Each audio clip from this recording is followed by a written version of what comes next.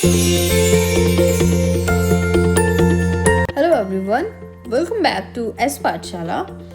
Today we are going to cover our chapter 10, cell cycle and cell division. In this chapter we will study about the cell cycle and phase, significance of mitosis and meiosis, significance of meiosis. So I hope कि आप सभी अपने exams की तैयारी बहुत अच्छे से कर रहे होंगे. सो आइए चलते हैं, देखते हैं हमारे आज के चैप्टर के बारे में. Cell cycle and cell division. Are you aware that all organism even the largest start their life from a single cell? आप सभी को पता है कि छोटे से छोटा या फिर जब हम किसी भी कॉम्प्लेक्स ऑर्गेनिज्म की जब हम बात करते हैं सो वो सभी एक सिंगल सेल की लाइफ से, एक सिंगल सेल से उनकी लाइफ शुरू होती है. You may wonder how a cell then goes on to form such large organism. आप सभी को जान के बहुत हैरानी होगी कि एक छोटी सी सेल एक बड़े से ऑर्गेनिज्म को कैसे बनाती है. अब यहाँ पर बात आती है ग्रोथ एंड रिप्रोडक्शन की. ये क्या होती है? हमारी सेल की कैरेक्टरिस्टिक्स होती है जो सभी लिविंग ऑर्गेनिज्म के अंदर जिसकी ज़रूरत होती है. All cells reproduce by dividing into two. जितने भी सेल्स रिप्रोड्यूस करती हैं वो दो के अंदर डिवाइड करती हैं with each parental cell giving rise to two daughter cell. Each time they divide the newly form two daughter cells can themselves grow and divide. अब जो डॉटर सेल्स बनती हैं वो ग्रो करती हैं और डिवाइड करती हैं और एक न्यू पॉपुलेशन को वो आगे बढ़ाती हैं. और जो न्यूली फॉर्म पॉपुलेशन होती है वो ग्रोथ करती है, डिवीजन करती है from a single parental cell and its progeny. In other words such cycles of growth and division follow a single cell to form a structure consist of million of cells.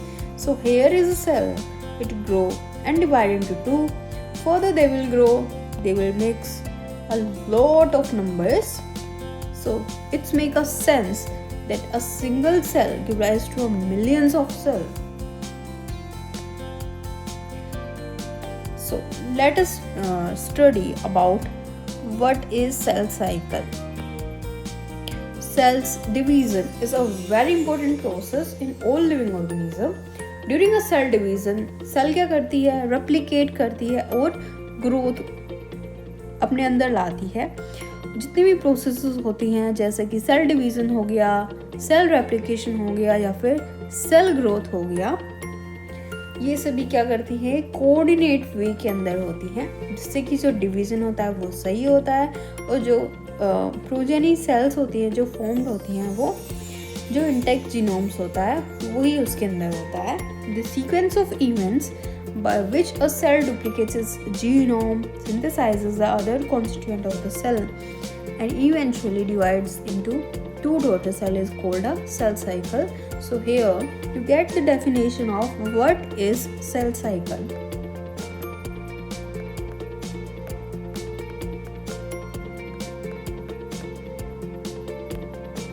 Right? Although cell growth is a continuous process, DNA synthesis occurs only during one specific stage in a cell. So DNA की जो synthesis होती है वो cell cycle के अंदर एक specific stage होती है कि बस इस stage के अंदर DNA synthesize होगा, इस stage के अंदर जो DNA है वो divide होगा.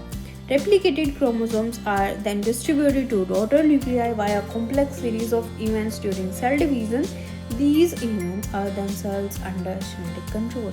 So जो हमारा DNA होता है वो क्रोमोसोम्स की फॉर्म के अंदर होता है ना.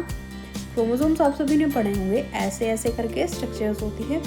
सो यहाँ पर जो हमारे क्रोमोसोम्स है वो ये हमारे क्रोमोसोम्स होते हैं. इसके अंदर DNA. हमारे अंदर कितने क्रोमोसोम्स होते हैं? तो हमारे अंदर होते हैं 23 पेयर ऑफ क्रोमोसोम. राइट. अब हम बात करते हैं, हमने सेल डिवीज़न पढ़ा, हमने सेल पढ़ा कि सेल से कितनी सारी कॉपीज हो सकती हैं. राइट. हमने सेल साइकिल पढ़ा है कि सेल साइकिल क्या होता है. सेल साइकिल के अंदर जितनी भी स्टेजेस आती हैं उनको कंबाइन करके क्या बोल देते हैं? Cell cycle. अब हम बात करते हैं फेजेस ऑफ सेल साइकिल के बारे में. A typical eukaryotic cell is illustrated by human cells in culture. The cell divides once. अब जो ह्यूमन सेल होती है उसका हमने एक एग्जांपल लिया है।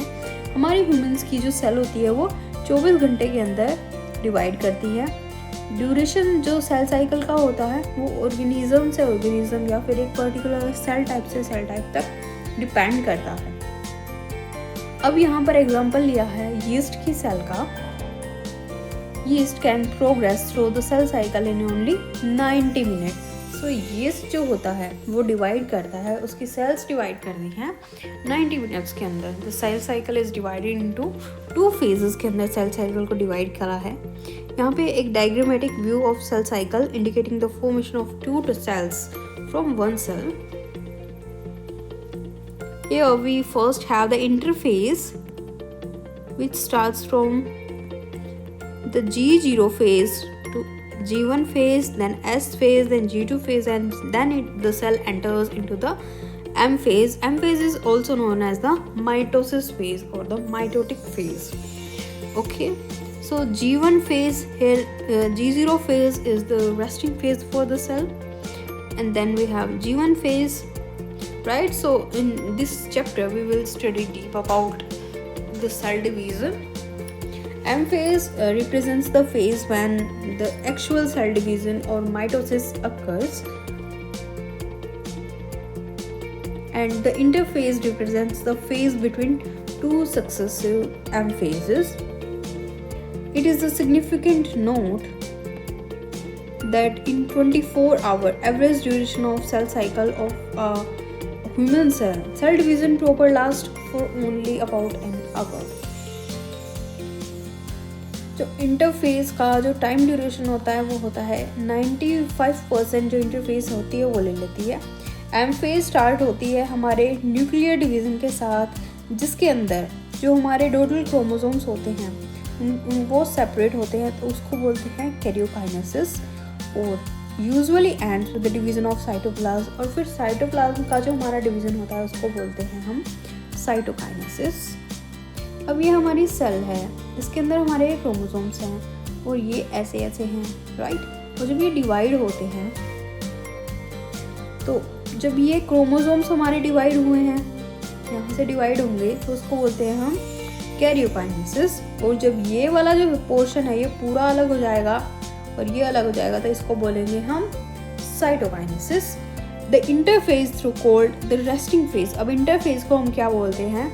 रेस्टिंग फेज बोलते हैं, क्योंकि उसके अंदर सेल जो है अपनी तैयारी करती है डिवाइड होने की, और एम फेज के अंदर जाके सेल पूरी तरह से डिवाइड हो जाती है। It is the time duration cell preparing for division, and by undergoing this both cell growth, cell replication is in an orderly manner. Interphase को डिवाइड किया है 3 फेजेस के अंदर, G1 phase, S phase, G2 phase. G1 phase correspond to the interval between mitosis and initiation of DNA replication. So ये एक phase होती है जो बिल्कुल बीच की है, माइटोसिस और initiation of DNA replication. During G1 phase, the cell is metabolically active. अब G1 phase के दौरान जो सेल क्या करती है वो एक्टिव होती है, उसके अंदर जो बायोकेमिकल रिएक्शंस होती हैं वो सभी चलती रहती हैं, कंटिन्यूसली ग्रो करती है, बट क्या करती है वो रेप्लिकेट नहीं करती। बट जो एस फेज जो हमारी होती है, इसके अंदर डीएनए सिंथेसिस होती है और रेप्लिकेशन डीएनए का हो जाता है। मतलब जो सेल होती है वो ग्रोथ कर लेती है, अपनी कॉपी बना लेती है, बट डिवाइड नहीं करती। During this time the amount of DNA पर सेल डबल्स। अब क्या करते हैं? रेप्लिकेट करा है। अब रेप्लिकेशन में क्या होता है? ये हमारा डीएनए है, सो इसके अंदर रेप्लिकेशन होगा तो कितनी कॉपीज बन जाएंगी? इसकी हमारी 2 कॉपीज बन जाएंगी। If the initial amount of DNA is denoted as 2C, that it increases to 4C. However, there is no increase in the number of chromosome. यहाँ पे क्रोमोसोम इंक्रीज नहीं, का नंबर इंक्रीज नहीं हो रहा, the cell had diploid. और 2n number of chromosome at G1. Even after S phase, the number of chromosome remains the same. In animal cells, during S phase, DNA replication begins in the nucleus. अब replication क्या होता है? Nucleus के अंदर होता है, और the centriole duplicates in cytoplasm. During the G2 phase, proteins are synthesized in the preparation of mitosis while cell growth continues. अब सेल में ग्रोथ continuously हो रही है, अब बात आती है, how do plants and animal continue to grow all their lives? Do all cells in a plant divide all the time? Do you think all cells continue to divide in all plants and animals? Can you tell the name and locations of tissues having cells that divide all their life in higher plants? Do animals have similar meristematic tissues? अब plants के अंदर क्या होता है, meristematic tissues होते हैं जो जिनके अंदर सबसे ज़्यादा ग्रोथ आप देख सकते हो।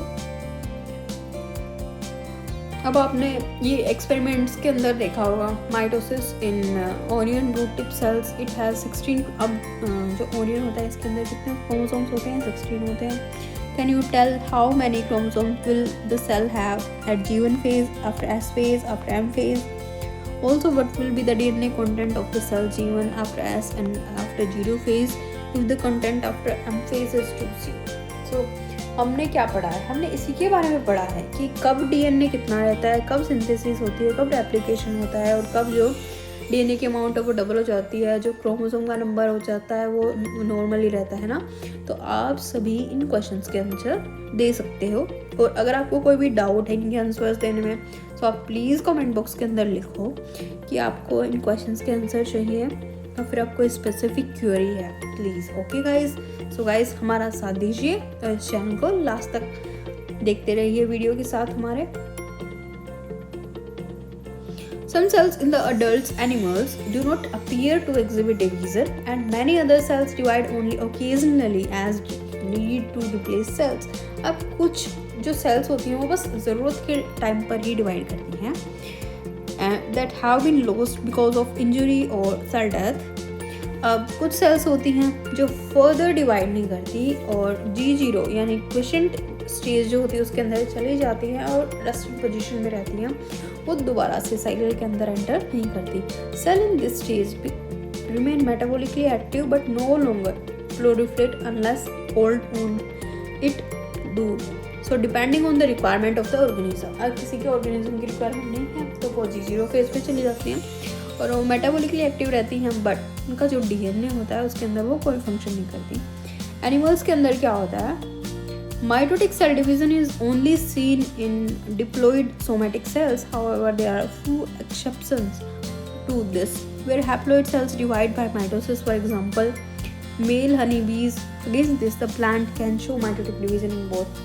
अब क्या होता है एनिमल्स के अंदर, माइटोटिक डिवीजन एनिमल्स के अंदर क्या होता है, हमारी बस डिप्लॉयड जो सोमेटिक सेल्स होती है उसके अंदर होता है। अब कुछ हैप्लॉइड होती हैं जो एक्सेप्शन होती हैं, जैसे कि मेल हनी बीज हो गया, के अंदर भी होता है। अब प्लांट्स क्या करते हैं, plants can show mitotic division. Plants के अंदर क्या होता है कि जो बहुत हैप्लॉइड और डिप्लॉइड सेल्स होती हैं उन दोनों के अंदर होता है। अब हमारा पहले एक चैप्टर था, चैप्टर 3, उसके अंदर ये कुछ बात बताई गई है, recollection of example of alternation. अब ये है कि अल्टरनेशन ऑफ जनरेशन जो प्लांट्स के अंदर होता है। Identify plant species and stages at which metaphase in haploid cells.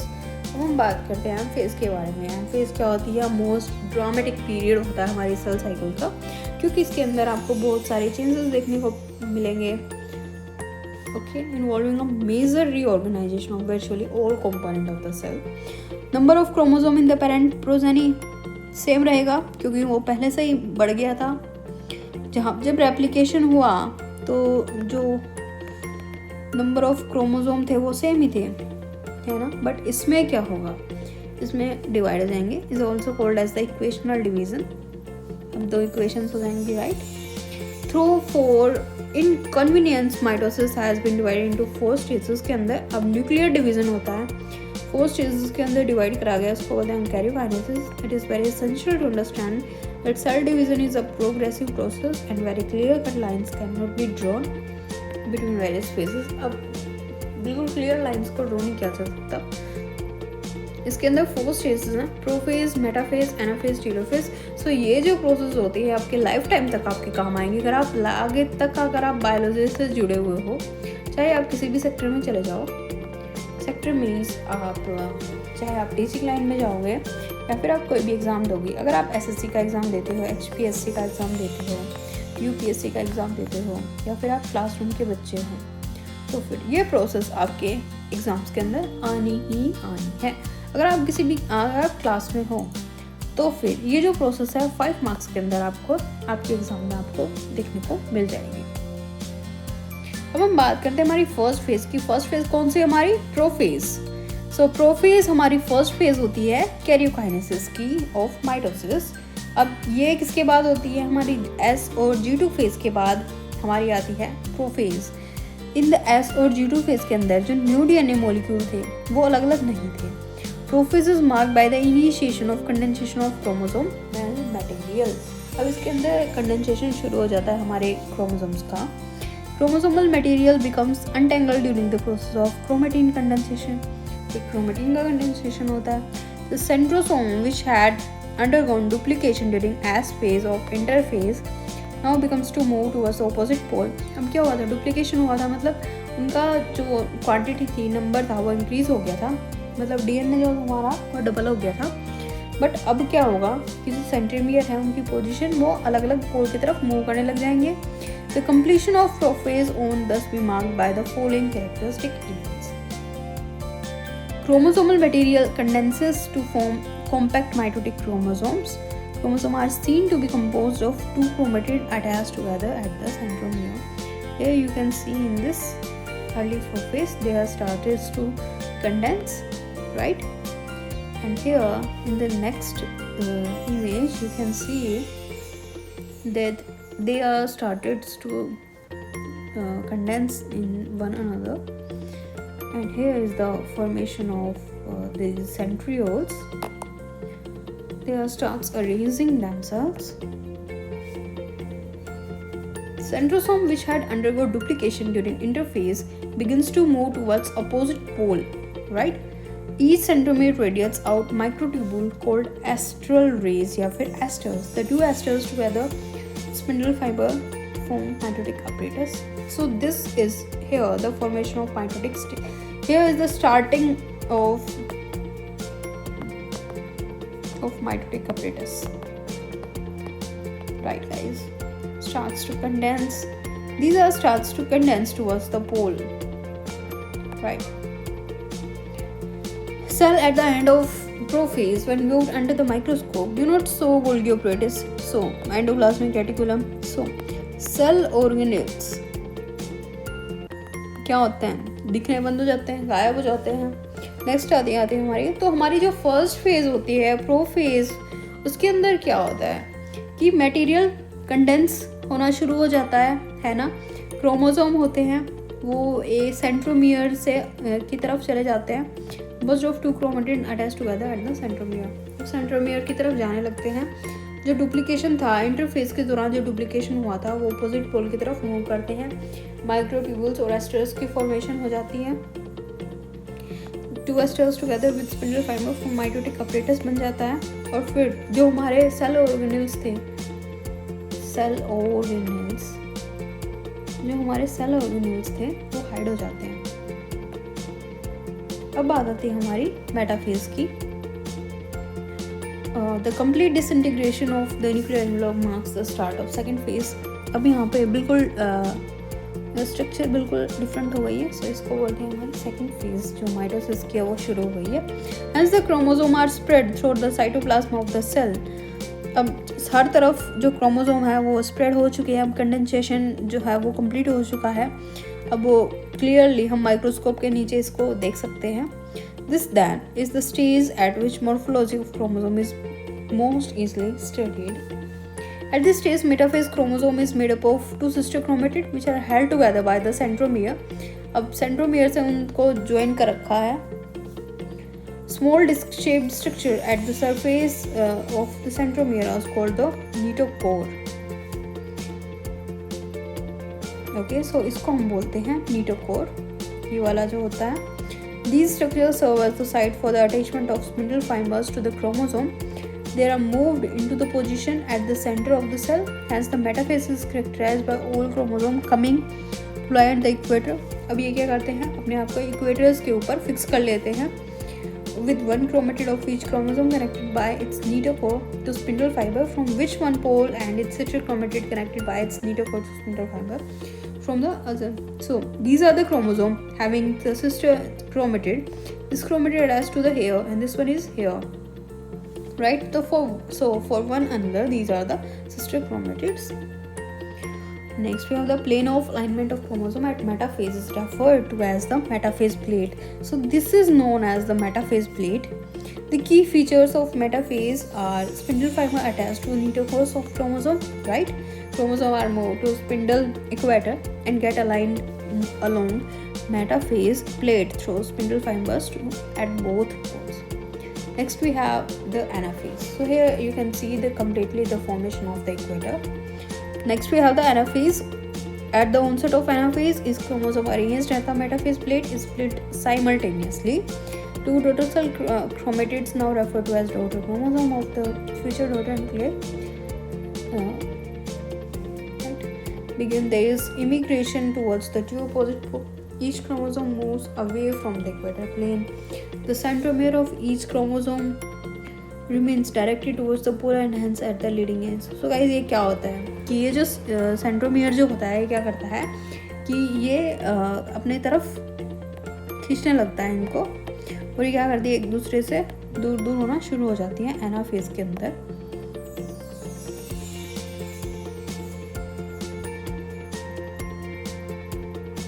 Right.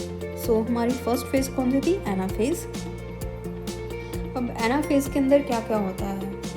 Right, ये देखो, अब आपको दिख रहा होगा कि बिल्कुल ही अलग अलग हो चुके हैं. Right. So centromere split and chromatid separate. Centromere moves to opposite pole. Next we have the telophase. At the beginning of the final stages of karyokinesis, telophase, the chromosome that have reached their respective poles condense and lose their individuality. क्या करते हैं? Condense हो जाते हैं, अपनी individuality को loose कर देते हैं. Individual chromosome can no longer be seen and each chromatin material tends to collect at each of the two poles. Chromosome cluster हो जाता है at opposite spindle poles and they are interlaced. Nuclear envelope develop around the chromosome cluster, each pole forming two daughter nuclei. Nucleus, Golgi complex and ER. अब ये जो cell organelles हैं दोबारा से form हो जाते हैं. और इसके बाद आती है कैरियोकाइनेसिस. ओके गाइस, आज की हमारी वीडियो में हम बस यहाँ तक देखेंगे सिग्निफिकेंस ऑफ माइटोसिस. अब हम बात करते हैं साइटोकाइनेसिस की. Mitosis accomplish not only in the segregation of duplicated chromosome into daughter nuclei. अब जो माइटोसिस होता है वो बस not only the segregation of duplicated chromosome का, वो सेग्रीगेशन तक ही लिमिटेड नहीं है, but the self itself divided into two daughter cell. अभी डिवाइड भी करती है डॉटर सेल्स के अंदर. This is called the cytokinesis. At the end of which cell division gets completed. अब सेल्स डिवाइड होंगे, जो साइटोप्लाज्म है. अब ये क्या था, यहाँ तो बस न्यूक्लियस डिवीजन हुआ है ना, और यहाँ पे ये जब यहाँ से डिवीज़न होगा तो ये क्या होगा कि सेल डिवाइड हो गए यहाँ पे. अब इसको साइटोकाइनेसिस क्यों क्या कहा गया है? क्योंकि ये जो साइटोप्लाज्म है ये डिवाइड हो रहा है. Okay. In an animal cell this is achieved by the appearance of a furrow in the plasma membrane. अब ये the furrow gradually deepens and ultimately join the centre dividing the cell cycle into two. अब एक furrow develop हो जाता है ये animal cell के अंदर. अब ये सेल अलग अलग हो जाएगा, तभी तो जो साइटोप्लाज्म है वो डिवाइड हो पाएगा. Okay. therefore they undergo cytokinesis by different mechanism. In plant cells वो formation starts in the center of the cell and grows outward. अब प्लांट अब जो किसकी है ये प्लांट सेल के अंदर सेंटर से ग्रोथ, सेंटर से इंक्रीज होती होती पूरी बनती है. The formation of new cell wall begins formation of simple precursor called the cell plate that represent the middle lamella between the walls of the two adjacent cells. At the time of cytoplasmic division, organelles like mitochondria, plastid get distributed between the two daughter cells. In some organism, karyokinesis is not followed by. कुछ organism के अंदर जो karyokinesis होता है वो cytokinesis के द्वारा follow नहीं किया जाता. मतलब karyokinesis के बाद cytokinesis नहीं होता. As a result of which multinucleate conditions arises leading to the formation of syncytium, liquid endosperm in coconut. अब कोकोनट के अंदर लिक्विड एंडोस्पर्म होने का एक राज यही है कि इसकी सेल्स कैरियोकाइनेसिस के बाद इसके अंदर साइटोकाइनेसिस नहीं होता. राइट. तो बहुत इंपॉर्टेंट क्वेश्चन है, आप इसको नोट कर लीजिए. Next we have the significance of mitosis. अब माइटोसिस क्या होता है, इसके सिग्निफिकेंसेस क्या होते हैं? तो ये होता है एक इक्वेशनल डिवीजन होता है which is usually restricted, जो कि बस डिप्लॉइड सेल्स के अंदर होता है. हाउएवर मतलब कुछ टाइम के लिए क्या होता है कि जो लोअर प्लांट्स होते हैं या फिर इन सम सोशल इंसेक्ट्स, कुछ सोशल इंसेक्ट्स होते हैं जिनकी जो हैप्लॉइड सेल्स होती हैं उनके अंदर भी माइटोसिस हो जाता है. It is essentially understand the significance of this division in the life of an organism. Are you aware of some example where you have studied about haploid and diploid insects? Mitosis usually result in the production of diploid daughter cells. So ये हमने देख लिया है कि इसके अंदर diploid sales की formation होती है जो कि आइडेंटिकल जेनेटिक कॉम्प्लीमेंट होता है उन दोनों के अंदर. The growth of multicellular organism is due to mitosis. Multicellular organism किसकी वजह से होता है? माइटोसिस की वजह से होता है, क्योंकि ये कहाँ होती है, ये वाली ग्रोथ होती है हमारी सोमैटिक सेल्स के अंदर. राइट, सोमैटिक सेल्स के अंदर जब ग्रोथ होगी तो वो कहाँ इफेक्ट करेगी? वो हमारी सेल्स को इफेक्ट करेगी और हम क्या होंगे? Multi cellular. Right, cell growth result in distributing the ratio between the nucleus and the cytoplasm. It therefore becomes essential for the cell to divide to restore the nucleus-cytoplasmic ratio. A very significant contribution of mitosis is cell repair. ये cell repair का काम भी करता है. Cell of the upper layer of the epidermis, cells of the lining of our gut. अब हमारी skin की जो बाहर की जो लेयर है इसको कौन रिपेयर करता है? इसको माइटोसिस की सेल्स जो डिवाइड करती रहती हैं और ये सेल्स को रिपेयर करती हैं. जो हमारी गट की जो लाइनिंग होती है, अगर उसके अंदर कोई इन्फेक्शन हो जाता है, कोई का मतलब कुछ भी कोई भी डिजीज़ हो जाती है तो वो उसको कौन रिपेयर करता है? हमारे माइटोसिस जो डिवीज़न हमारी सेल्स के अंदर होता है वो डिवाइड करता है, वो नई नई सेल्स बनाता रहता है और जो डेड सेल्स होते हैं उनको रिप्लेस कर देता है. Blood cells are being constantly replaced. Right, mitosis divisions in the meristematic tissues, the apical and the lateral cambium, result in a continuous growth of plant throughout their life. Okay guys, thank you so much. Stay focused at your exams and subscribe to S Pathshala. Thank you so much.